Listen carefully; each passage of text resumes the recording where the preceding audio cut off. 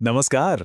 कभी सोचा है कि ये जो सड़कें बनती हैं, बड़े बड़े स्कूल अस्पताल खुलते हैं, इनके लिए पैसा आता कहाँ से है और सरकार इसे खर्च कैसे करती है?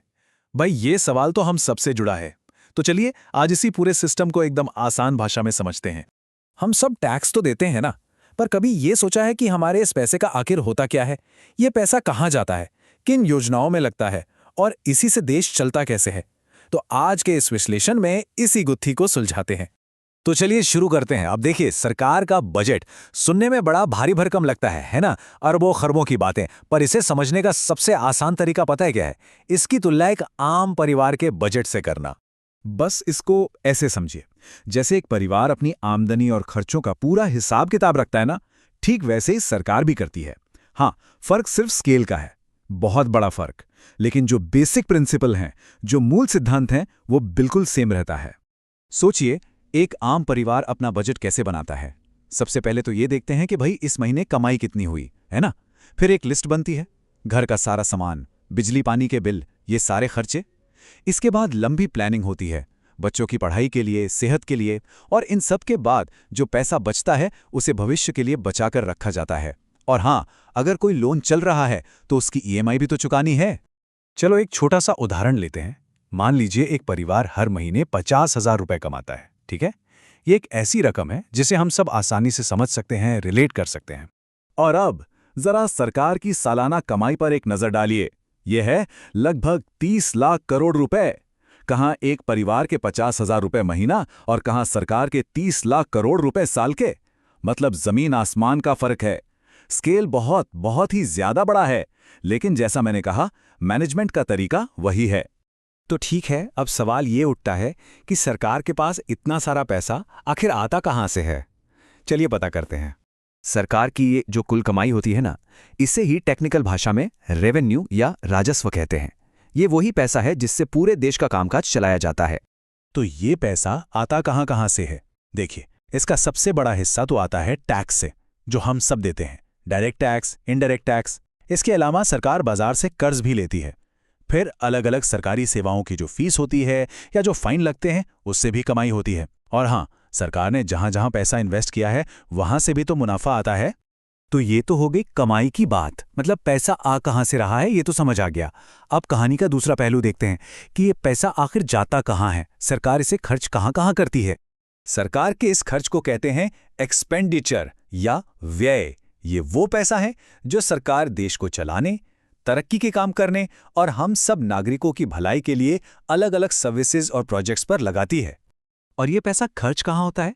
ये खर्च होता है नई नई सड़कें, पुल, इमारतें बनाने में, हमारे लिए बेहतर अस्पताल और स्कूल खोलने में, लोगों को सब्सिडी देने वाली योजनाओं में, जो लाखों सरकारी कर्मचारी देश को चलाते हैं उनकी सैलरी देने में।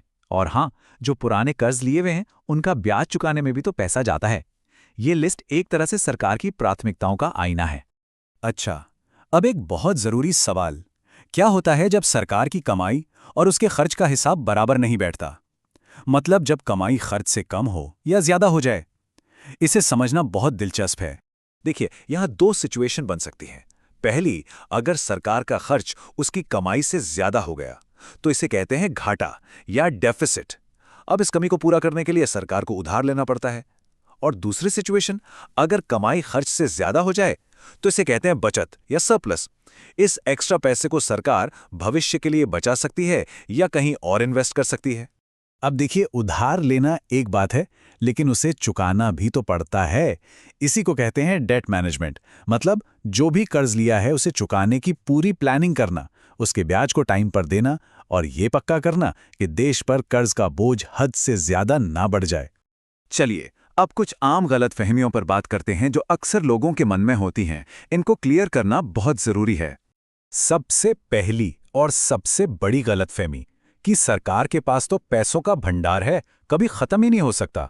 सच सच तो यह है कि सरकार के पास भी पैसा लिमिटेड ही होता है। उसे एक तय बजट के अंदर ही सब कुछ मैनेज करना पड़ता है। दूसरी गलतफहमी जो बहुत आम है कि टैक्स देना तो पैसे की बर्बादी है। अरे भाई, हकीकत यह है कि हम जो टैक्स देते हैं उसी पैसे से तो हमें बेहतर सड़कें मिलती हैं, अस्पताल, स्कूल और बाकी सारी पब्लिक सर्विसेज का फायदा मिलता है। अक्सर लोग सोचते हैं कि अगर बजट में घाटा है तो मतलब सरकार फेल हो गई, पर यह हमेशा सच नहीं होता। पता है क्यों? क्योंकि कभी-कभी देश की तरक्की के लिए, जैसे कोई बहुत बड़ा हाईवे बनाना हो या नया अस्पताल खोलना हो, तो सरकार जानबूझकर एक प्लानिंग के तहत घाटे का बजट बनाती है। और एक आखिरी गलतफहमी, क्या सिर्फ सरकार की कमाई ही जरूरी है? नहीं। सच तो ये है कि पैसा आ कहां से रहा है, इससे कहीं ज्यादा जरूरी ये जानना है कि वो पैसा कितनी समझदारी से, कितनी कुशलता से खर्च किया जा रहा है। तो ठीक है, हमने ये सब समझ लिया। पैसा कहां से आया, कहां गया, घाटा क्या है, बचत क्या है। पर सवाल ये है कि ये सब जानना हमारे लिए जरूरी क्यों है? इसे समझना इसलिए ज़रूरी है क्योंकि तभी हम सरकार की टैक्स पॉलिसीज़ को, सब्सिडी स्कीम्स को और उन सारी योजनाओं को बेहतर तरीके से परख पाएंगे जिनका हमारी रोज़मर्रा की ज़िंदगी पर सीधा असर पड़ता है।